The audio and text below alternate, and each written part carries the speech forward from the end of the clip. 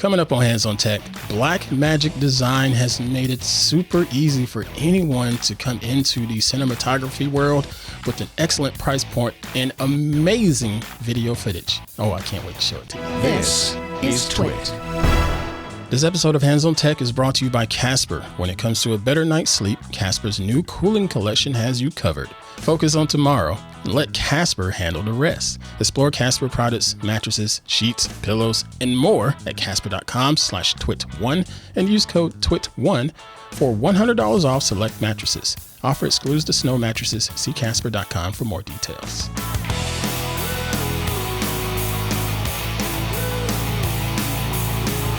Hey, what's going on, everybody? I am Pruitt, and this is Hands on Tech here on TWiT TV.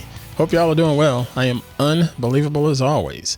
This week, I got the opportunity to play with yet another amazing camera. This time, it is a cinema camera. What camera? It is the Blackmagic Pocket Cinema Camera 6K Pro. I had to slow down and say that because that's quite the word salad. Yeah, this is the 6K Pro Pocket Cinema Camera from the folks at Blackmagic, and it is unbelievable. Now, I don't know if you folks remember, but way back when I first started with TWiT, one of my very first review opportunities was for the Blackmagic 6K Cinema Camera. I enjoyed it. I was able to meet Mr. Alex Lindsay from MacBreak Weekly, and boy, it was a thrill to try that camera out and work with it, and liked it so much I ended up getting one myself. Yeah, so the camera that I'm speaking to right now for this episode is my Blackmagic 6K. I'm a big fan of their products. They do an amazing job as far as bringing products to the market that are within a nice price point that pretty much anybody can jump on if they're trying to get into the world of content creation. All right, so what exactly is the 6K Pro? You hear Pro thrown around all the time from different OEMs and tech companies, and a lot of times that term is just sort of, that means they added maybe one thing to make it Pro. That's not the case with the 6K Pro here from Blackmagic.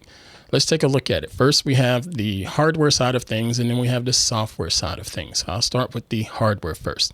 The body of this camera is still pretty much the same as a large DSLR camera that the 6K was. It's just a touch larger, not terribly bigger, not too terribly much bigger, but it is just a touch larger. And the weight still feels pretty fine because it's polycarbonate and not as super duper heavy as most mirrored DSLR cameras are. So it's going to feel good in the hands. It's got an updated grip. So when you're holding it, it's going to feel just fine in your hands. In addition to that, you have a brand new LCD screen on the back of it. It's still a 5-inch display, but it's updated. It's got a much higher resolution. So when you're looking at it, it looks great and nice and crispy, just from flipping through the menus and whatnot. And when you pull up your composition and looking at your subject is just going to look so much better. In addition to having a higher resolution on it, it is much brighter than the previous version of the Cinema Camera 6K. If you're going to shoot with this, you can turn the brightness all the way up to its max setting of about 1500 nits. Now, folks, that is really daggum bright. Why do you need something that bright on your camera?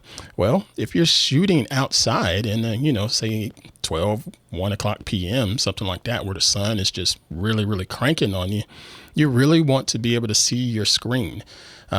A lot of times with the previous Blackmagic cameras, cinematographers are known to get a cage and get a external monitor to attach to their cinema cameras because the external monitor is just so much brighter, offers better contrast, and they can really see the composition. That's not really required this time with this camera. It is so much better than the previous iterations. In addition to being brighter, you can even tilt it up and down to do much better low composition or higher compositions, and that does make a big difference. It's not a full vary screen similar to what you would see on a Canon or a Sony line where it flips all the way out and you can do vlogging and stuff like that. No, this is not that kind of camera. This is a cinema camera, and it's designed for shooting cinema, period. It looks great. And again, like I said, it's perfectly bright enough and allows you to dive into your composition and dive into your settings pretty easily and quickly, regardless of the shooting environment that you're in. Next up on the hardware side of things, there's an additional option, and it's an EVF, an electronic viewfinder. That's what this is right here in my hands. And this thing is, I'm gonna be honest with you, I wasn't sold on it. I thought it was a bit gimmicky because I just didn't see the need for a viewfinder. Again, as I explained previously, a lot of cinematographers tend to use an external monitor because of the cinema cameras that they're using. The only time you ever see a viewfinder on a cinema camera, it's usually something on a shoulder rig. This is not a shoulder rig camera right out the box. Granted, you could rig it up to be a shoulder rig, but right out the box, no, it's not designed for that. So I was a little skeptical of it, but I tried it out.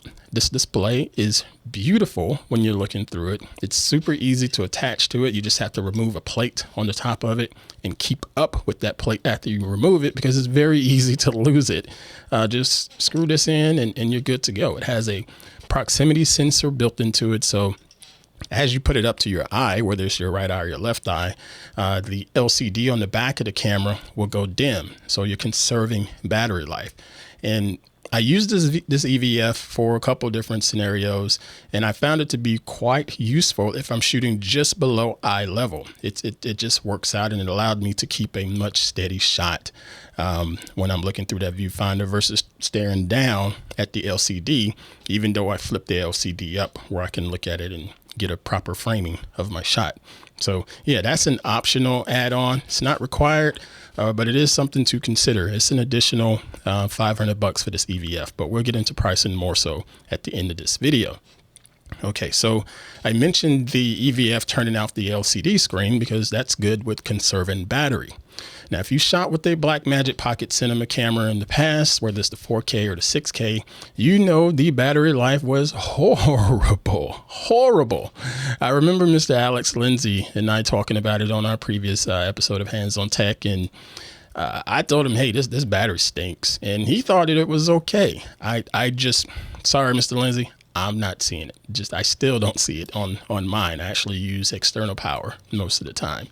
But this one, there's been a big update. Instead of using the Canon LPE6N batteries, now you're using the Sony NPF batteries, which are larger and still a very, very nice cost-effective option for powering up the device. Now, since they're larger, you're going to get a little bit longer time on it. So in my testing, just shooting on one battery, you're going to get about an hour's worth of shooting. And that's shooting in Blackmagic RAW 6K, 50 frames per second or so. Every now and then hopping into some high frame rate shooting, and it handled it. But wait, there's more. An hour usually isn't quite enough for a project. You want to have more power for your battery than that. So they also have an additional battery pack that comes with this device. This battery pack it's going to make the camera quite chunky when you attach it to it. If you've ever held a Canon 1DX Mark II, Mark III, what have you, it's going to feel just like that in the hand. So it's going to be a little bit heavier. It's going to give you probably an extra pound of weight, but that's not a bad thing when you're considering a cinema camera, because this cinema camera does not have in-body stabilization. So having something a little bit heavier is going to allow you to have a much more steady shot, especially if you have a image stabilized lens attached to it. But yeah, the batteries in the additional battery pack allows you to get 2 extra NPF batteries installed. So that's going to give you a grand total of 3 batteries when using this device. And as I said, off of one battery pack, I was getting about an hour worth of shooting off of it, legit shooting with this thing. So take that and multiply it by 3. You're talking right at 3 hours of battery life using this device. Very, very nice. My only nitpick with it is as you're looking at the LCD and looking at your battery indicator on the screen, there's no real way to know how much battery life you have left. It just sort of changes the symbol from, being full to half full and red and things like that. But it doesn't give me some option that says I'm down to 10%, 20%, 50%, anything like that.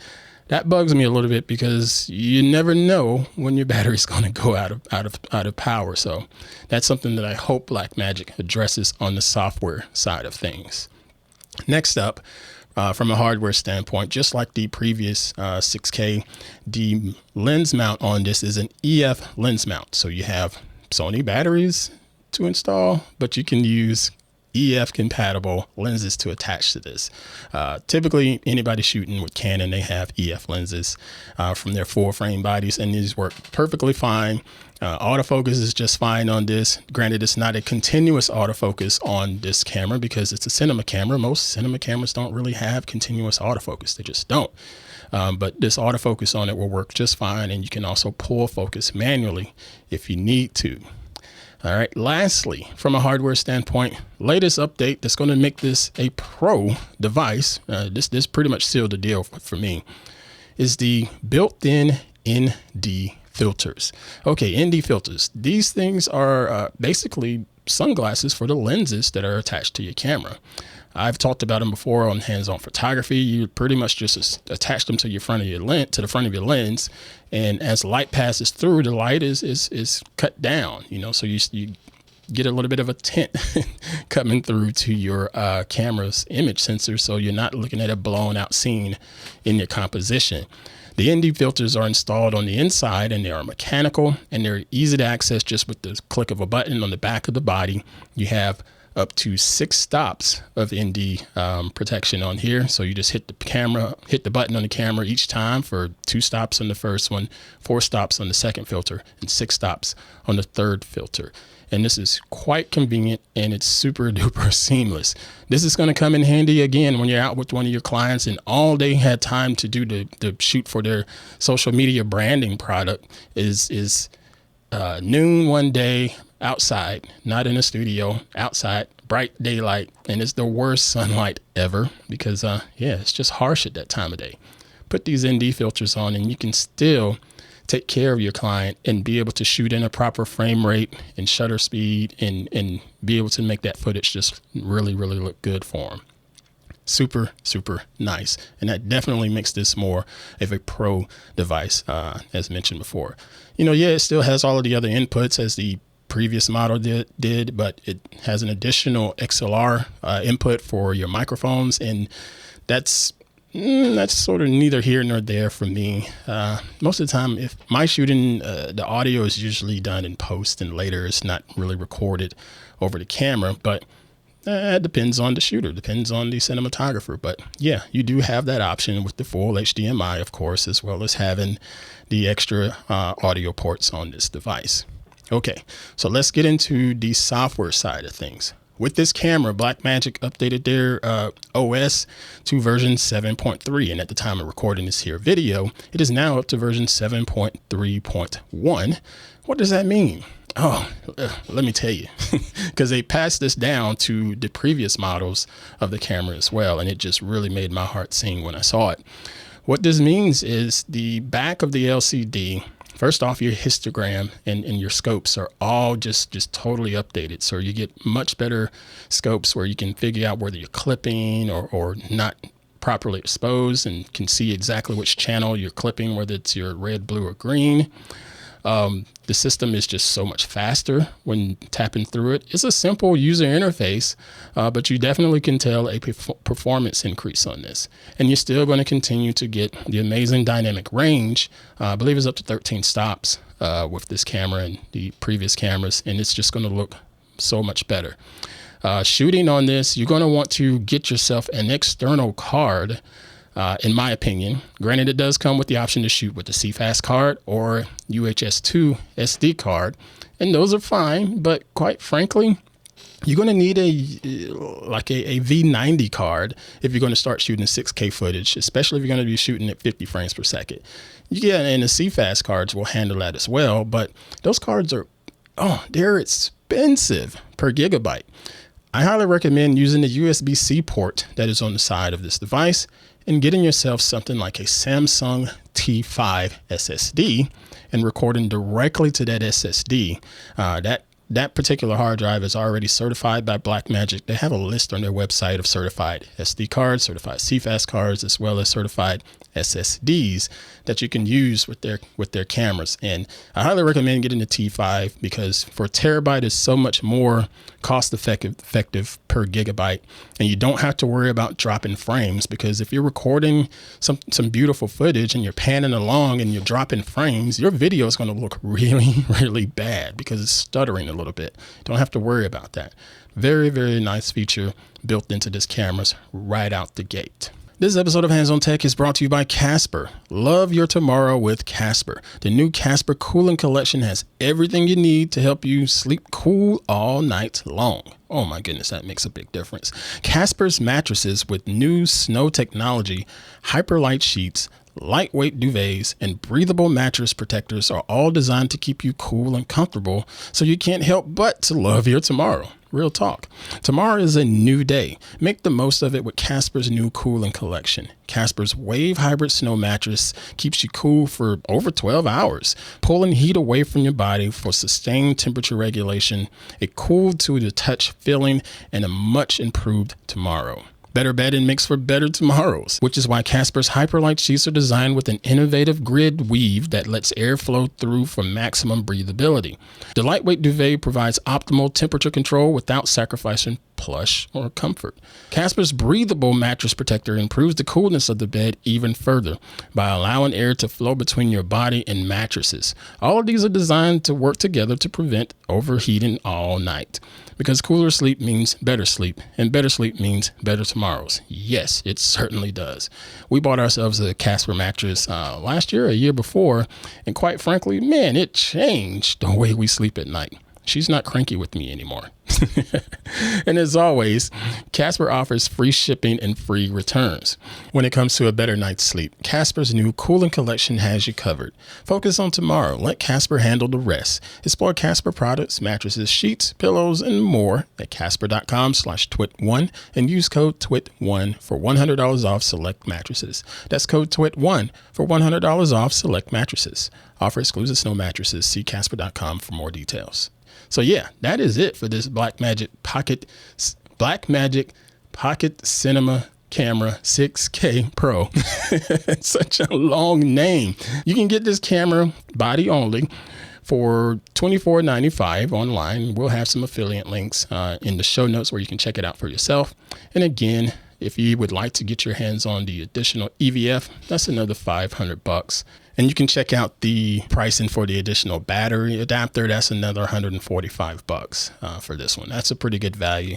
I think this is something that's really good for getting people into the world of cinematography with a great price point and offering you legit output when you record it. The 6K footage is absolutely beautiful. You put it into Premiere Pro, Final Cut, or preferably DaVinci Resolve, and you're just going to see how beautiful this footage is shooting in RAW, and it won't burn up your computer because it's such high resolution. It's really, really efficient codecs used here, up to 12-bit 422, and it's amazing on the video quality, and I highly recommend playing around with a 6K Pro if you can get your hands on it. Better yet, if you have to go and rent one, I suggest renting one too, just to get your hands on it. All right, so that's going to do it for this week's episode of Hands on Tech. Thank you all so much for joining us here each and every week on the network. Be sure you give me a follow over on Twitter and Instagram. I am @_Pruitt, and make sure you check out my show, Hands on Photography, where I love to share different tips and tricks that are going to help make you a better photographer and better post-processor. All right, folks, you all take care and safely create and dominate. See you later. No ads, just the content. That's what you get when you join Club TWiT. You even get extras like TWiT Plus, our new bonus feed just for members, and exclusive access to the Club TWiT Discord community. Join now for just $7 a month and support TWiT as we continue to create top-notch podcasts you expect and deserve. We're just getting started, so be one of the first to join as we build Club TWiT from the ground up. You could be an early member. Go to twit.tv/clubtwit to learn more and sign up now. Thanks. Keep up with all the hottest tech news and gadgets. Visit twit.tv. There you'll be able to find and subscribe to all our tech shows. Thanks for watching Hands on Tech.